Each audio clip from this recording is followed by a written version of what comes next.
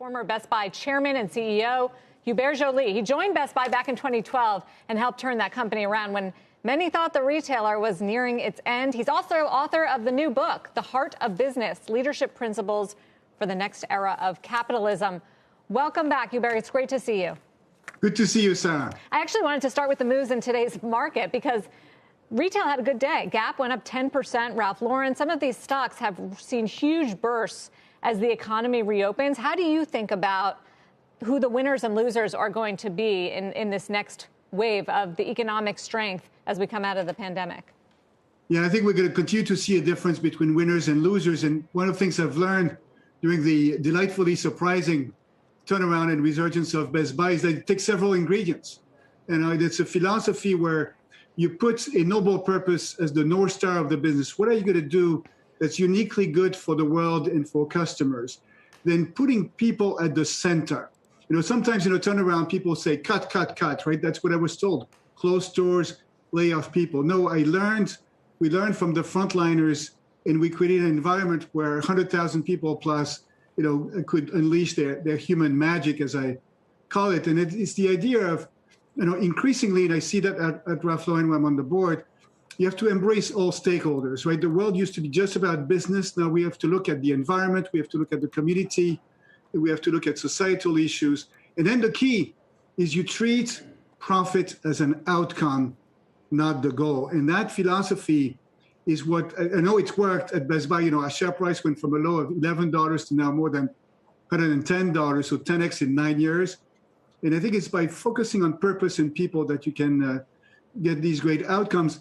And I think that's what the world needs also today, right? The context of this, the world as this multifaceted crisis, we need an urgent refoundation of business and I think capitalism around these principles. So how would that work for department stores? Is there hope for them? Department stores, I'm not going to be able to give you the play-by-play for each company, but I think the key is what is the underlying needs, right? What is purpose? It's the intersection of what the world needs, what you're good at uniquely, what you're passionate about, and how you can make money. So when I was at Best Buy, at some point in the journey, in 2017, I think it was, Sarah, we decided that we were not a consumer electronics retailer. Certainly not a brick and mortar retailer, but not even a retailer. We're a company that's there to, and we said, enrich lives through technology by addressing key human needs.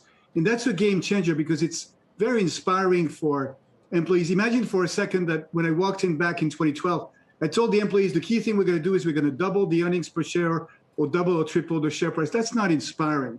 And then a noble purpose like the one at Best Buy allows you to expand the addressable market, right? That's how Best Buy is going into healthcare, helping aging seniors live longer in their home independently by putting sensors in their home and monitoring their life. So I think this idea of a noble person and placing people at the center with their unique genius and unleashing that human magic, that's what's working in my book.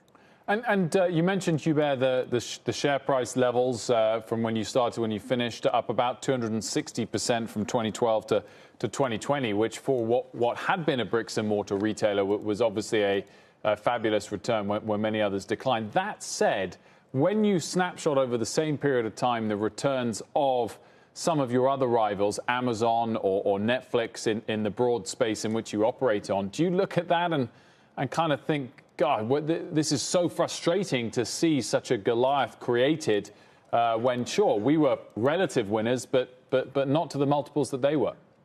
Yeah, let's all agree that Amazon is in many, many ways an amazing company. In fact, at Best Buy, we did this partnership with them that surprised many people.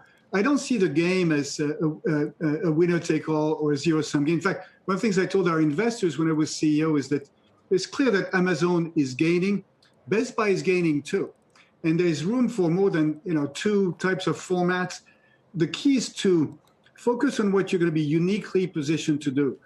So with Amazon, we sort of neutralize them in a way, same prices, same great shopping online experience, same speed of shipping. But then we did some unique things like, if your need is complex, we'll come to your home to look at, what we can do for you, and we'll become like your CIO or CTO. So the fact that You know, in life, there's always going to be people who do better, but I think the formula we found at Best Buy was good for all of our stakeholders. It's a winning formula that I think, you know, shows that you can do well by doing good. And then we, you know, the game is not over. Best Buy with Corey Barry is doing wonderful things. So the game keeps going. Shepard Smith here. Thanks for watching CNBC on YouTube.